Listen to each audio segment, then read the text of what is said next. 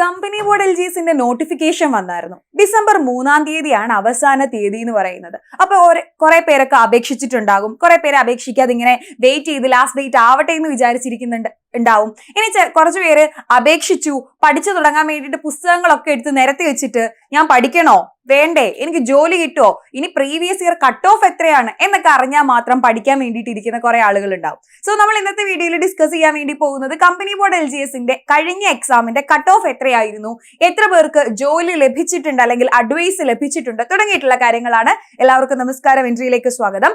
അപ്പൊ നമ്മൾ പറഞ്ഞു കമ്പനി ബോർഡ് LGS അല്ലെ 7ാം ക്ലാസ് ആണ് യോഗ്യതയെങ്കിലും PG വരെ പഠിച്ചവർക്ക് അല്ലെങ്കിൽ നമുക്ക് PhDയോ MPhilോ നമുക്ക് എത്ര ഉയർന്ന യോഗ്യതകൾ ഉണ്ടെങ്കിലും എഴുതാൻ കഴിയുന്ന, അപ്ലൈ ചെയ്യാൻ കഴിയുന്ന ഒരു LGS പോസ്റ്റ് ആണ് കമ്പനി ബോർഡ് LGS എന്ന് പറയുന്നത്.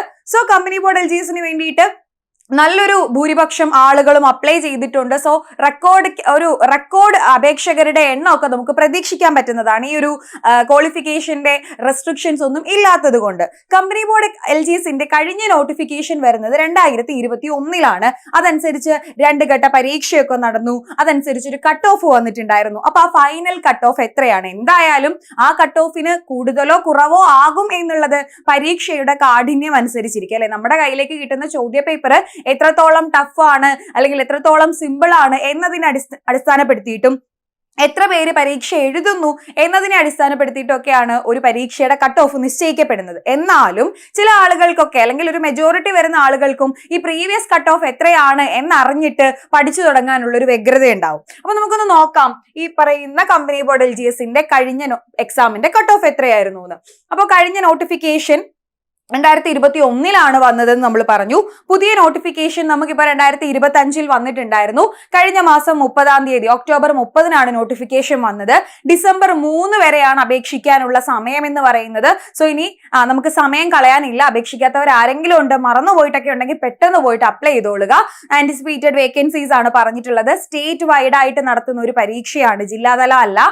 മറ്റുള്ളൊരു നോർമൽ LGS പോസ്റ്റ് എന്ന് പറയുമ്പോൾ ജില്ലാതല പരീക്ഷകൾ നടത്തുമ്പോൾ നമുക്ക് സ്റ്റേറ്റ് വൈഡ് ആയിട്ട് നടത്തുന്ന ഒരു LGS പരീക്ഷയാണ് കമ്പനി ബോർഡ് LGS എന്ന് പറയുന്നത്. പ്രതീക്ഷിത വേക്കൻസികളാണ് പറയുന്നത്. സാലറി സ്കെയിലിനെ പറ്റിയിട്ടൊന്നും നമുക്ക് പ്രത്യേകിച്ച് പറയുന്നില്ല. കാര്യം എന്താണെന്ന് അറിയാം, വിവിധ കമ്പനി കോർപ്പറേഷൻ ബോർഡുകളിലേക്കൊക്കെയാണ് നിയമനം നടക്കുന്നത്. അതുകൊണ്ട് തന്നെ ഓരോ കമ്പനികൾക്കും അല്ലെങ്കിൽ ഓരോ കോർപ്പറേഷനുകൾക്കും വ്യത്യസ്ത സാലറി സ്കെയിലുകളാണ് ഉള്ളത് എന്ന് ഓൾറെഡി നമ്മൾ നിങ്ങളോട് പറഞ്ഞിട്ടുണ്ടായിരുന്നു. അപ്പൊ അതുകൊണ്ട് തന്നെ ആ ഒരു സാലറി സ്കെയിലിനെ പറ്റിയിട്ടൊന്നും ഇപ്പൊ നമുക്ക് മുൻകൂട്ടി പറയാനായിട്ടൊന്നും സാധിക്കില്ല.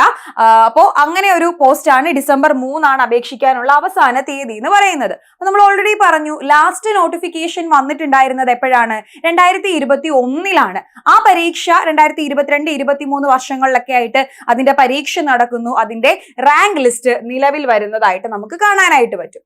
അപ്പൊ കഴിഞ്ഞ പരീക്ഷയുടെ കട്ട് ഓഫ് എത്രയായിരുന്നു, കൂടുതലായിരുന്നോ കുറവായിരുന്നോ എന്ന് ചോദിച്ചു കഴിഞ്ഞാൽ 76.67 ആയിരുന്നു കഴിഞ്ഞ കമ്പനി ബോർഡ് LGS എക്സാമിന്റെ കട്ട് ഓഫ് എന്ന് പറയുന്നത്. അപ്പോ ഒട്ടും കുറവല്ല, ഏകദേശം 80 മാർക്കിന് അടുപ്പിച്ച് കട്ട് ഓഫ് വന്നു എന്ന് പറഞ്ഞു കഴിഞ്ഞാൽ ആ പരീക്ഷ എങ്ങനെയായിരിക്കും എന്ന് ഊഹിക്കാനായിട്ട് നമുക്ക് പറ്റും അല്ലെ. അപ്പൊ അതുകൊണ്ട് LGS LDC അതിപ്പോ കമ്പനി ബോർഡ് LGS ആണെങ്കിലും വേരിയസ് LGS ആണെങ്കിലും ഏതൊരു എക്സാമിന് നമ്മളൊരു 10th ലെവൽ ക്വാളിഫിക്കേഷൻ അല്ലെങ്കിൽ ഒരു 10th ലെവൽ എക്സാമിന് നമ്മൾ പ്രിപ്പയർ ചെയ്യുമ്പോൾ നിങ്ങൾ ആ ഒരു രീതിയിൽ വേണം കട്ട് ഓഫിനെ കണക്കാക്കാനായിട്ട്. എങ്ങനെ പോയാലും ഒരു 70+ ആയിരിക്കും നമ്മുടെ കട്ട് ഓഫ് എന്നുള്ള ധാരണ നിങ്ങൾക്ക് ഉണ്ടാകണം. പഠിച്ചു തുടങ്ങുമ്പോൾ തൊട്ടേ നിങ്ങൾ ആ ഒരു ധാരണ മൈൻഡിൽ വെക്കണം. നമ്മൾ PYQ ഒക്കെ പ്രാക്ടീസ് ചെയ്യുമ്പോൾ, മോക്ക് ടെസ്റ്റുകളൊക്കെ അറ്റൻഡ് ചെയ്യുമ്പോൾ 70-ന് മുകളിൽ മാക്സിമം സ്കോർ ചെയ്യാനായിട്ട് എപ്പോഴും ശ്രമിക്കുക. എന്നാൽ മാത്രമേ നമുക്ക് ആ ഒരു റാങ്ക് ലിസ്റ്റിൽ കയറാൻ പറ്റുള്ളൂ. ചില സാഹചര്യങ്ങളിലൊക്കെ 80-ലധികം കട്ട് ഓഫ് വന്ന സമയങ്ങൾ വരെയുണ്ട്. അത് നമ്മൾ മുന്നേ പറഞ്ഞ പോലെ തന്നെ എക്സാമിന്റെ കാഠിന്യം എത്രത്തോളമാണ്, എത്ര പേര് എക്സാം എഴുതി തുടങ്ങിയിട്ടുള്ള കാര്യങ്ങളെ റിലേറ്റ് ചെയ്തിട്ടാണ് കട്ട് ഓഫ് തീരുമാനിക്കപ്പെടുന്നത്. സോ കട്ട് ഓഫ് എപ്പോഴും ഈ ഒരു ഹയർ എൻഡിലായിരിക്കും വരുന്നത് എന്ന് നിങ്ങൾ മനസ്സിലാക്കുക. അന്ന് എത്ര പേരാണ് റാങ്ക് ലിസ്റ്റിൽ ഉണ്ടായിരുന്നതെന്ന് നോക്കാം. മെയിൻ ലിസ്റ്റിലായിട്ട് ഏകദേശം 4038 ആളുകളും സപ്ലിമെന്ററി ലിസ്റ്റുകളിലായിട്ട് 4055 ആളുകളും ഇനി ഡിഫറൻഷ്യലി ഏബിൾഡ് കാറ്റഗറിയിൽ 120 ആളുകൾ, അങ്ങനെ 8213 പേരാണ് കമ്പനി ബോർഡ് LGSന്റെ കഴിഞ്ഞ റാങ്ക് ലിസ്റ്റിൽ ഉണ്ടായിരുന്നത്. അപ്പൊ ഈ റാങ്ക് ലിസ്റ്റിൽ ഇപ്പൊ 8000-ലധികം ആളുകൾ ഉണ്ടായിരുന്നു. ഇവർക്ക് എത്ര പേർക്ക് ജോലി ലഭിച്ചു എന്നുള്ളത് നമ്മുടെ ചോദ്യമാണ്. റാങ്ക് ലിസ്റ്റ് വന്നിട്ട് ഏകദേശം 1.5 വർഷം ഓൾറെഡി ഇപ്പൊ കഴിഞ്ഞിട്ടുണ്ട്. റാങ്ക് ലിസ്റ്റ് അവസാനിക്കുന്നതിന് മുമ്പ് ഇനി എത്ര പേർക്ക് കൂടി നിയമന സാധ്യതയുണ്ട്, നിലവിൽ എത്ര പേർക്ക് ജോലി ലഭിച്ചു തുടങ്ങിയിട്ടുള്ള കാര്യങ്ങൾ കൂടി നമുക്കൊന്ന് നോക്കാം. അപ്പോ റാങ്ക് ലിസ്റ്റ് നിലവിൽ വരുന്നത് 2024 കൃത്യമായിട്ട് പറഞ്ഞാൽ 2024 ജനുവരി 12 2024 ജനുവരി 12 കമ്പനി ബോർഡ് LGSന്റെ കഴിഞ്ഞ റാങ്ക് ലിസ്റ്റ് വരുന്നത്. അപ്പൊ കൃത്യം പറഞ്ഞാൽ 1.5 വർഷം കഴിഞ്ഞു.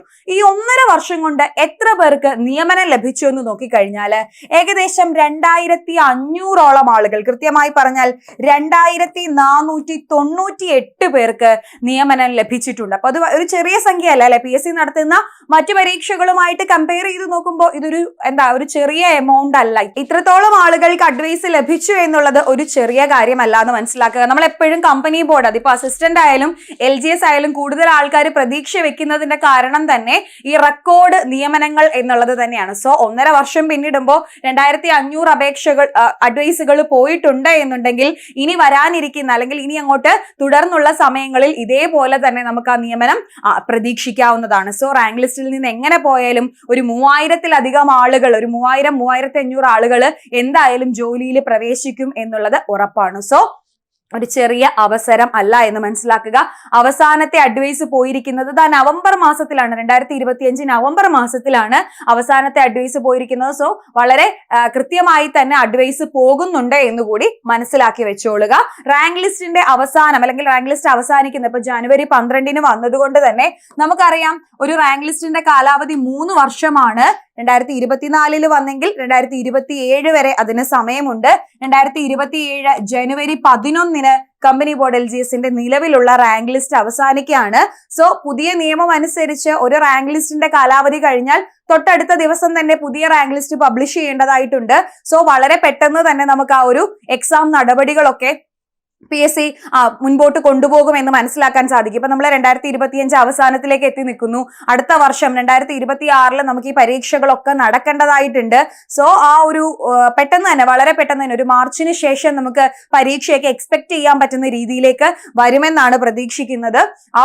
അതൊന്ന് കണക്കിലെടുത്തുകൊണ്ട് തന്നെ ഈ 70 മാർക്കിലധികം സ്കോർ ചെയ്യണമെന്നുള്ളതൊക്കെ ഒന്ന് മൈൻഡിൽ വെച്ചുകൊണ്ട് തന്നെ നിങ്ങൾ പ്രിപ്പയർ ചെയ്യാനായിട്ട് സാധിക്കുക.